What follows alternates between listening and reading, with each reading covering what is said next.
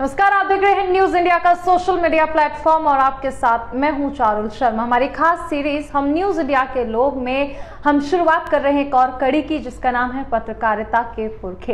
देखिए, पितृपक्ष की शुरुआत हो चुकी है और ऐसे में हम उन तमाम पत्रकारों को श्रद्धांजलि अर्पित कर रहे हैं जिन्होंने पत्रकारिता के संसार को और भी ज्यादा मजबूत किया।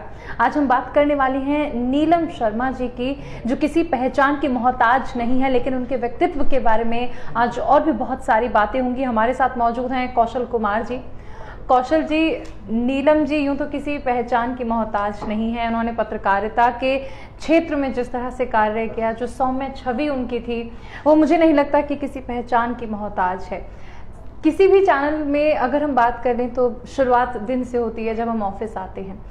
आपसे जानना चाहेंगे कि क्योंकि आपने नीलम जी के साथ काम किया है, कैसा उनका व्यक्तित्व था जब वो ऑफिस आती थी, कैसा उनका नेचर था, उसके बारे में हमें बताइए। देखिए, नीलम शर्मा जी जब हम लोग पढ़ाई करते थे तो जब दूरदर्शन का ज़माना था जी। और सपना था कि नीलम शर्मा जी से मिलने का, एकदम सुशील सी स्माइल आती थी, लंबे बाल, खुले बाल, वो आके न्यूज़ पढ़ती थी। हम लोग लगता था यार कितनी ये सिंसियर गंभीर होकर न्यूज़ पढ़ती हैं और कितनी टैलेंटेड है। जो बाहर से हम लोग देखते थे, उनकी एक छवि मेरे दिमाग में बस गई थी कि अगर कभी दिल्ली जाएंगे तो नीलम शर्मा जी से जरूर मिलेंगे। दूरदर्शन के टॉप एंकर में थी, संस्थापक एंकरों में से थी। तो जब मौका मिला ऊपर वाले ने दिया, जब पत्रकारिता किया, पढ़ाई की और जब पास आउट हुआ तो दूरदर्शन में नौकरी लगी। तो जब न्यूज़ रूम में गया, जब नीलम शर्मा जी से मुलाकात हुई, न्यूज़ रूम में बैठी थी, जब मैंने देखा तो कहा कि इसी शख्स को मैं इतने दिन से देखना था। और बैठ के अपना काम कर रही थी। शो जाता था, दूरदर्शन का बुलेटिन जाता था, एकदम सौम्य चुपचाप बैठना, सीरियस होकर अपने काम करना, उनकी पहचान वही थी। वो आती थी, जो बुलेटिन था प्रॉपर रिसर्च करना, सारा एंगल निकालना, क्या क्या है आज बुलेटिन में। और सबसे बड़ी बात है कि लोगों से घुल मिल कर रहना, कोई उनसे नाराज नहीं होता था। ऑफिस के प्यून से लेके और टॉप के लेवल तक सभी लोग में नाम था नीलम शर्मा है, तो कोई टेंशन नहीं, बुलेटिन सब आराम से जाएगा। हुआ ये कि जब जब आगे जैसे जैसे उनका करियर बढ़ता रहा, दूरदर्शन के सारे महत्वपूर्ण असाइनमेंट नीलम शर्मा जी ही करती थी। जो भी बड़ा है टास्क, सरकारी चैनल है तो उसको सरकार की योजनाओं का भी प्रसार करता था।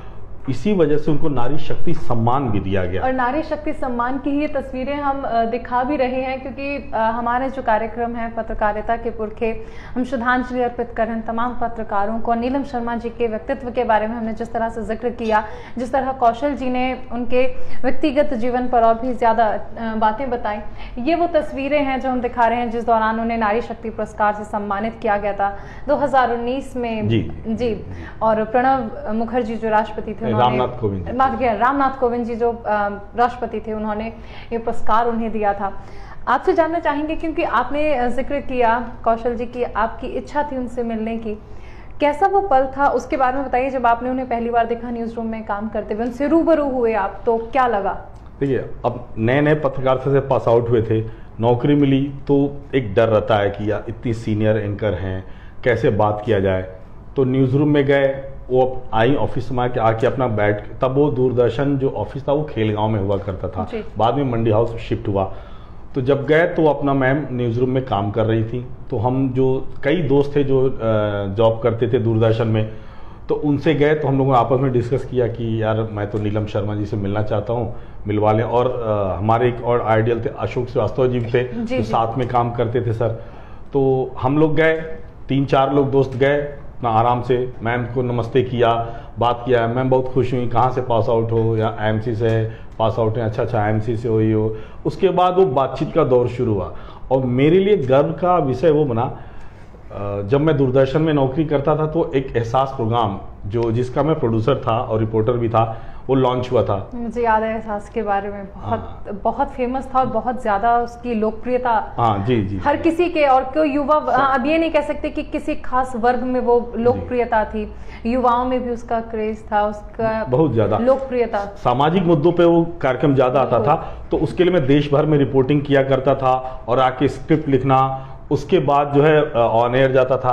तो जब मैं था तो वो आता था, सब करता था। जब मैं दूरदर्शन की नौकरी के बाद जब आगे मेरा सफ़र बढ़ा, उसी एहसास प्रोग्राम की नीलम शर्मा जी एंकर बनी।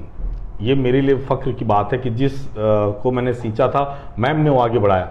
और उसके बाद के दौर की बात करें तो संतोष चौधरी है, अरविंद चतुर्वेदी है, जो लोग उस एहसास टीम से जुड़े थे, वो लोग, आज मेरी उनसे बात हुई, वो बताते हैं कि मैम इतना क्रेजी रहती थी एहसास के लिए, कहती थी ऐसे मुद्दे चुनो जो जनता को टच करे। सामाजिक मुद्दे ढेर सारे हैं हमारे समय में, एक समय पोलियो की समस्या थी, एड्स की समस्या थी, और ढेर सारे सामाजिक इशू हैं।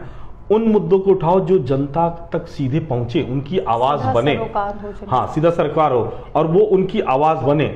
उसका नतीजा हुआ कि प्रॉपर रिसर्च टीम, वो टीम वर्क की तरफ उनका पूरा काम था। रिसर्च का काम आपने जैसे बताया कि क्योंकि ऐसे मुद्दे हैं कि ऐसा तो नहीं है कि आपको 4 लाइन दे दी जाए और आप उस पर बोलें, क्योंकि ये आंकड़ों का जब जिक्र होता है तो क्या वो आपने जिस तरह कहा कि वो खुद ही हर काम करती थी, खुद ही इनिशिएट लेती थी, तो क्या रिसर्च का काम और ये सारे काम वो खुद करती थी, या फिर टीम को जिस तरह, क्योंकि वो इतनी फेमस थी, वो टीम लीड करती थी, या फिर इस काम को भी वो खुद ही शुरू कर देती थी? एहसास की टीम को लीड करती थी मैम। उसमें तक टीम वर्क ऐसे कुछ किया था मैम ने, आपको क्या करना है, स्क्रिप्ट करनी है। मैम बोलती थी आपको क्या पसंद है, मैम मैं स्क्रिप्ट करूंगा, तो वो स्क्रिप्ट का काम किसी को दे दिया। मैम मैं कैमरा भी कर लेता हूं, तो ठीक है आप रिपोर्टिंग भी कर लो, कैमरा भी कर लो। किसी को प्रोडक्शन में इंटरेस्ट है, उसको मैम प्रोडक्शन का काम करती थी, और उनसे जितना हो सकता था, जितना इन्फॉर्मेशन वो खुद कलेक्ट करके दे देती थी। हाँ ठीक है, ये इससे रिलेटेड रिसर्च है, आप इसको यूज कर लिए अपने स्क्रिप्ट में। रिसर्च तो सबको करना ही पड़ता था, क्योंकि एक स्टोरी तभी अच्छी बनती है जब प्रॉपर आप रिसर्च करें। तो वो रिसर्च करके वो टीम आगे बढ़ती थी। मेरा कहने का मतलब है कि मैम काम को बहुत आज़ादी के साथ करवाती थी। आप ठीक है, आप इंजॉय के काम करिए, लेकिन अपने काम के प्रति गंभीर रहिए और बातों को आगे बढ़ाइए, सब्जेक्ट से न भटकिए। और वो बैठ के सबके साथ डिस्कस करती थी। वो जब एहसास का प्रोग्राम की एंकरिंग करती थी, वो झलकता था उनकी बातों में कि कितना अटैचमेंट है। एक एंकर के लिए हम लोग की फील्ड ऐसी होती है, तमाम ढेर सारी टेंशन होती है, उसके बीच में आपको स्माइल करते हुए अपनी एंकरिंग करनी है, रिपोर्टिंग करनी है, यानी अपने अंदर के गम को दबाए रखना है। और मुझे याद है कि वो दौर था जिस वक्त हम लोग अक्सर जब देखते थे तो टीवी पर दूरदर्शन देखना, हम खास तौर पर नीलम शर्मा जी की जब बात करें तो एक चेहरा हमेशा पता था, बाल खुले और साड़ी, एक ऐसी पहचान थी। हालांकि उन्हें पहचान की जरूरत नहीं है, लेकिन एक ऐसी आइडेंटिटी उनकी बन गई थी कि तुरंत आप देखें अच्छा वो नीलम शर्मा जी हैं। वो नीलम शर्मा जी क्या थे कि एक तो वो खुद भी लंबी थी, और जब ओपन बाल थे नीचे तक तो वो उनके ऊपर पूरा सूट करता था, और मैम उसी स्टाइल में रहती थी। अक्सर आप उनकी जितनी पिक्स देखिए मैम की, वो पिक्स सारी उसी तरह की रहेगी, और स्माइल करता हुआ, जरा सा भी टेंशन नहीं, कोई नहीं, अच्छा है, रिसर्च करो। चर्चा में एक प्रोग्राम था, मैं उसका जिक्र करना चाहूंगा, जबरदस्त फेमस जी, जबरदस्त फेमस। उसमें क्या था, चर्चा में करंट इशू बेस्ड प्रोग्राम हुआ करता था। उसको जो मेरा फीडबैक है, और लोगों ने बताया, मेरे साथियों ने दूरदर्शन के बताया कि जो सिविल सर्विसेज की करने वाले, तैयारी करने वाले छात्र होते थे, उनके लिए बहुत फायदा होता था। क्या कि सरकारी कार्यक्रम में हर चीज फैक्ट होने चाहिए, सही गलत एकदम नहीं जाना चाहिए, तो वो क्या करते थे, लोगों को ऑथेंटिक लगता था कि हाँ कि आंकड़े एकदम सही है। नॉर्मली होता क्या है, गूगल पे आप सर्च कीजिए तो कुछ कुछ डिफरेंट चीजें भी आती हैं, बिल्कुल। लेकिन वहां प्रॉपर रिसर्च होता था, और वो यूथ को अट्रैक्ट करता था, और एकदम सही आंकड़े। तो सिविल सर्विसेज में तो जानती है आप कैसा होता है जॉब, तो आप सिविल सर्विसेज की तैयारी करने वाले लोगों के लिए वो चर्चा में प्रोग्राम पसंदीदा प्रोग्राम था। वो लोग देखा करते थे, तभी उसकी इतनी रीच रही, और उनको चर्चा में प्रोग्राम से बहुत ज्यादा लोकप्रियता रही। दूरदर्शन में डीडी न्यूज पे शाम का वो प्रोग्राम का आता था, मेरे ख्याल से शायद 8 बजे रात को आता था, और मैम की वो पहचान बना चर्चा में प्रोग्राम कि अलग अलग इश्यू पे मैम अपने दर्शकों से रूबरू होती थी, पैकेज के रूप में दिखाई जाती थी स्टोरी, और उसके बाद चर्चा की जाती थी। तो होता क्या कि एंकर का पहचान जो है उसके शो से हो जाता है। आप कोई शो आपका हिट हुआ तो उसके साथ आपका अटैचमेंट बढ़ जाएगा। तो नीलम शर्मा जी का, मैम का यही था कि वो जब न्यूज रूम में आती थी, सबको हलो करना उनकी मतलब एक खासियत थी। जब मैं इस स्टोरी के लिए मिलनसार व्यक्ति, मिलनसार सबसे बढ़िया लाइफ में क्या है, यही है, आप मिलनसार रहिए, हंसते रहिए, लोगों के गम को बांटते रहिए, तो आदमी अगला ऐसे भी अच्छा महसूस करता है कि कोई है हमारे साथ। तो मैम का यही था। दूरदर्शन के साथी मेरे बताते हैं, और हम भी देखे हैं कि जब वो सबसे मिलती थी तो अच्छा लगता कि इतनी बड़ी शख्सियत, हम लोग क्या थे, नए नए पास आउट हुए, और आपके सामने इतनी बड़ी शख्सियत आगे खड़ी हो जाए तो हालत ऐसे खराब हो जाती है। और वो शख्सियत आपसे आके अगर ऐसा कह दे आप कैसे हैं, तो ये आपके लिए बड़ी बात है। तो नीलम शर्मा जी में ये बड़ी खासियत थी कि वो सबको ये करती थी। अच्छा देखिए, नीलम शर्मा जी एक महिला थी, महिलाओं के प्रति उनका एक अलग ही योगदान रहा है, खासकर अगर हम उस कार्यक्रम की बात करें तेजस्विनी की, क्योंकि मैं अभी कल ही इनफैक्ट मैं सर्च कर रही थी तो मैं उसमें देख रही थी कि क्रेज जो था, उसके बाद मैंने जो कमेंट सेक्शन में गई तो मैंने कमेंट देखा जो कि एक बहुत नॉर्मल था लेकिन बहुत टची था। इसलिए था क्योंकि वहाँ एक महिला ने कमेंट किया था कि आपके जाने के बाद मुझे इस चीज़ की हमेशा कमी खलेगी कि मैं आईएएस बनना चाहती थी और मैं आपके कार्यक्रम में आना चाहती थी। ये लोकप्रियता थी नीलम शर्मा जी की और उनके खासकर ये कार्यक्रम जो तेजस्विनी था। तेजस्विनी कार्यक्रम देखिए, वो जब शुरू हुआ इतना पॉपुलर, मैम को पहचान बनी उस तेजस्विनी कार्यक्रम से और भी ज्यादा पहले से थी। समाज के अंतिम छोर में दूर दराज के क्षेत्रों में रहने वाली महिलाएं जिन्होंने अपने क्षेत्र में सबसे बड़ा काम किया, नाम रोशन किया, चाहे वो आईएएस हो चाहे जो भी हो। अगर आप महिला उद्यमी हैं जो अपने नाम की हैं, वो भी उस शो में आती थी और वो घर घर चर्चा का विषय बना। तेजस्विनी महिलाओं से संबंधित इशू उठाए जाते थे और जोर शोर से उठाए जाते थे, और सबसे बड़ा जिसकी कोई पहचान नहीं है, आइडेंटिटी है, ऐसे लोगों को वहां लाया जाता था और उसमें चर्चा किया जाता था, उनसे बातचीत की जाती थी। और उसी के लिए नीलम शर्मा जी को नारी शक्ति सम्मान भी मिला। तो ये सबसे बड़ी बात होती है कि आपके अपने प्रोग्राम की वजह से, कार्यक्रम की वजह से आपको अवार्ड मिले। मीडिया महारथी अवार्ड भी मिला 2013। वही तो आपको ये है कि शो के लिए कितनी शिद्दत से काम करना पड़ा कि इतना बड़ा चर्चा का विषय बना। और मैं अभी हाल ही में पढ़ा कि मैम के जब निधन के बाद ही मैम के नाम पे, नीलम शर्मा जी के नाम पे पुरस्कार भी शुरू हुआ।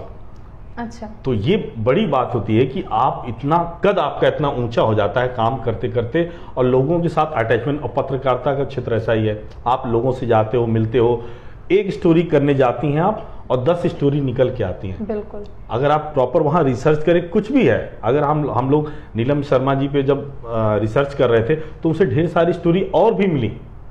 जितना काम किया मैंने, जितना मेरे दोस्तों ने बताया, और जो सीनियर एंकर वहाँ के अशोक श्रीवास्तव जी ने बताया कि उन्होंने भी अपना एक किस्सा सुनाया जब इंटरव्यू उन्होंने पैकेज के लिए दिया कि वो मैम इतना ख्याल रखती थी कि उनके घर में किसी की तबीयत खराब थी तो मैम आई, कार्यक्रम की बुलेटिन आए और वो हॉस्पिटल में मिलने आए। इतना उनका कंसर्न था कि ये मेरा साथी है।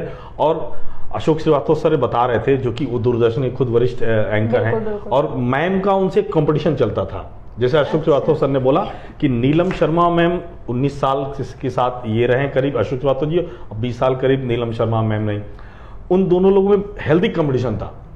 उन्होंने बताया कि मैं चाहता था कि यार तबीयत जिस दिन खराब नहीं आ रही तो उनका महत्वपूर्ण, क्योंकि सारे बड़े असाइनमेंट मैम ही करती नीलम जी के पास था। और नीलम जी का ये एक और किस्सा मुझे याद आया कि जब हमारे प्रधानमंत्री नरेंद्र मोदी जी ने स्वच्छता अभियान शुरू किया था, तो इंडिया गेट पे कार्यक्रम रखा गया था जिसमें जो ब्रांड एम्बेसडर बनाए गए थे स्वच्छता के, वो सारे लोग आए हुए थे, जिसमें अमिताभ बच्चन जी भी शामिल थे, हमारे बॉलीवुड के महानायक। उस प्रोग्राम का संचालन भी, होस्ट भी नीलम शर्मा मैम ने किया था, मुझे याद है। तो आपका कद इतना है कि इतना बड़े प्रोग्राम में आप एंकरिंग कर रही हैं इतने बड़े लोगों को के साथ, तो ये जाहिर करता है कि वो किस पत्रकारिता की किस मुकाम पर पहुंच चुकी थी। तो मैं जो घटना का जिक्र कर रहा था कि अशोक श्रीवास्तव सर चाहते, जिस दिन उनको ये पता लगता था कि नीलम शर्मा जी आज नहीं आ रहे हैं, शायद तबीयत खराब है या फिर कुछ काम है, तो उनको बड़ी खुशी मिलती थी, यार आज मुझे बड़ा असाइनमेंट करने को मिलेगा। और वो बता रहे थे कि मैं पूरा रिसर्च करता था कि कहीं कोई कमी नहीं दिखे। एक शो के साथ क्या होता है कि आप जब बड़ा होकर जुड़ जाते हैं और किसी दिन रिप्लेसमेंट में कोई और करता है, तो अगला प्रेशर उस आदमी के ऊपर आ जाता है। बिल्कुल बिल्कुल, कि उसी लेवल का देना है कि मतलब ये ना हो कि एफर्ट उतना ही लगाना रह गई, ये कमी रह गई, ऐसा कोई ना कह दे। हाँ, तो वो अशोक जी सर बता रहे थे कि यार वो, फिर मुझे लगता था कि यार पूरा रिसर्च करो, और जाकर वो उस प्रोग्राम की उसी तरह एंकरिंग करके आते थे। तो नीलम शर्मा जी का व्यक्तित्व तो ऐसा था कि वो सब लोग, कोई भी हो, सारे उनकी तारीफ करते थे। प्रोग्राम को लेके इतना रिसर्च करते हुए, इतना मतलब तैयारी करके, और सबसे बढ़िया तो सौम्य चेहरा, किसी को नहीं भूलेगा। आप उनकी तस्वीरें देख लो, बिहेवियर की बातें, दूरदर्शन सर्च कर लीजिए एक बार गूगल पे, तो मुझे लगता है कि 10 में से 8 तस्वीरें जो हम देखते हैं वो नीलम शर्मा जी की आती हैं। तो वो इसी वजह से कि वो पॉपुलर एंकर थी, वहाँ की प्रोग्राम प्रोड्यूस करती थी। और सबसे बड़ी बात, जो उनके प्रोग्राम से, जैसे जो मैं एहसास प्रोग्राम करता था, तो लोग 4 प्रोग्राम मैंने वहाँ पे बनाए थे, एहसास, मेरे देश की धरती, जानने का हक और मेहनत रंग लागी। चारों का सब्जेक्ट अलग अलग था, अलग अलग विषयों पे एहसास, सामाजिक मुद्दों पे बेस्ड कार्यक्रम था। तो वो मैम के जो तक करीब भी था। मैम उस बाद में जब प्रोग्राम देख रही थी तो सारा कुछ डिसाइड करती थी और उस इतना तवज्जो दिया जाता था, प्राइम टाइम में आता था और लोग उसको पसंद करते थे। तब चिट्ठियों का दौर था। अच्छा। चिट्ठियां भी आती थी कि मैम ये प्रोग्राम बहुत अच्छा है, आपने इन मुद्दों को उठाया। हमारे दोस्त बताते हैं कि मतलब इतना लेटर आता था। मैंने खुद अपने ज़माने में देखा है। एहसास एक प्रोग्राम था, एक मेरे देश की धरती, वो जब जो पोस्ट कार्ड का ज़माना था, इतना लेटर आते थे कि हम लोग पूरा पढ़ भी नहीं पाते थे। लोग जुड़ाव महसूस करें। अगर आपके प्रोग्राम से जनता जुड़ाव महसूस करती है तो आपका चैनल हिट है, आप हिट हैं और आपका प्रोग्राम तो हिट है और आपका नाम ऊपर होता ही है। तो नीलम शर्मा जी का कद ही ऐसा था कि पत्रकारिता को उन्होंने अपने 20 साल के करियर में बहुत कुछ दिया और एक मुकाम पर पहुंची। तो उनके लिए और हम सब के लिए वो आइडियल है, जिनके बारे में आप सोचते हो कि कभी मिले और वो सामने आ गए। और इसीलिए देखिए हमने हमारी ये जो खास पेशकश है इसमें एक अनोखी कड़ी शुरू की है, पत्रकारिता के पुरखे, जिसके जरिए हम उन तमाम पत्रकारों को श्रद्धांजलि दे रहे हैं जिन्होंने पत्रकारिता के संसार को और भी ज़्यादा मजबूत किया है। और आज क्योंकि बात नीलम जी की हो रही है और ये हम लगातार दिखा रहे हैं कि क्या नीलम जी का व्यक्तित्व था, जो एक छोटा सा पैकेज उनके ऊपर बनाया गया है, एक श्रद्धांजलि के तौर पर दिखा रहे हैं कि क्या उनका व्यक्तित्व था। और जिस तरह मैंने जिक्र किया कि खुले हुए बाल और साड़ी जो कि उनकी पहचान थी और उसके साथ एक मुस्कान भी। जी, तो नीलम शर्मा जी का ये था, सरल व्यक्तित्व थी, पर्सनालिटी उनकी ऐसी थी, आराम से आए। वो आए नहीं कि मैं बहुत बड़ी एंकर हूँ तो थोड़ा सा एक अलग रहना, कुछ नहीं है। सभी टीम लोगों को एक साथ लेकर चलना, क्योंकि आपको पता है आप जब बॉस होते हो तो पूरी टीम को लेकर नहीं चलेंगे तो आपकी टीम बिखराव फिर होगा और फिर काम अच्छा नहीं होगा, प्रोडक्टिविटी उतनी अच्छी नहीं बनेगी। तो सारे लोग को सबसे बड़ी बात है कि मन माफिक असाइनमेंट देती थी। आपको अगर स्क्रिप्ट में इंटरेस्ट है तो आप लिखिए, कोई बात नहीं, रिसर्च करिए, रिपोर्टिंग में है तो आप रिपोर्टिंग करिए। तो ये बड़ी बात होती है कि आपका बॉस आपसे पूछे। आपको आसमान दे दिया था नीलम शर्मा जी ने, उड़ने के लिए, आपको अपने हिसाब से था। यस, उड़ने के लिए। और न्यूज रूम में सबसे बड़ा हंसी ठिठोली का माहौल, अच्छा मतलब लोगों को खुश किया रहो, कोई दिक्कत नहीं यार, आराम से काम करो ना, टेंशन नहीं लेना है, ये कार्यक्रम चलेगा, सब चलेगा, तुम भी रहोगे हम भी रहेंगे, यहाँ पे क्या करना है, जिंदगी में आए हैं तो करो सब। और सारे लोग काम करते हैं ऐसे ही तरह। न्यूज़ की जो दुनिया है आपाधापी की दुनिया है, भागम भाग की दुनिया है। क्या ब्रेकिंग न्यूज़ का जो कल्चर है तब था नहीं, अब तो बहुत ज़्यादा बढ़ गया है। तो जो दूरदर्शन के ज़माने में जब ब्रेकिंग न्यूज़ कल्चर नहीं तो हर चीज़ की व्यवस्थित तरीके से दिखाया जाता, तभी दूरदर्शन घर घर की आवाज़ बना। नीलम शर्मा जी घर घर की आवाज़ बनी क्योंकि वो उनमें मादा था दूरदर्शन को उतना आगे पहुंचाने का। आपको उसी संस्थान में काम करते हुए अवार्ड मिले, सबसे बड़ा सम्मान मिला, प्रोग्राम को अवार्ड मिले और लोग आपको इतना चाहते हैं। आपके नाम पे अगर गूगल पे सर्च होने लगा तो आप बड़ी चीज़ हो, मैं ये मानता हूँ।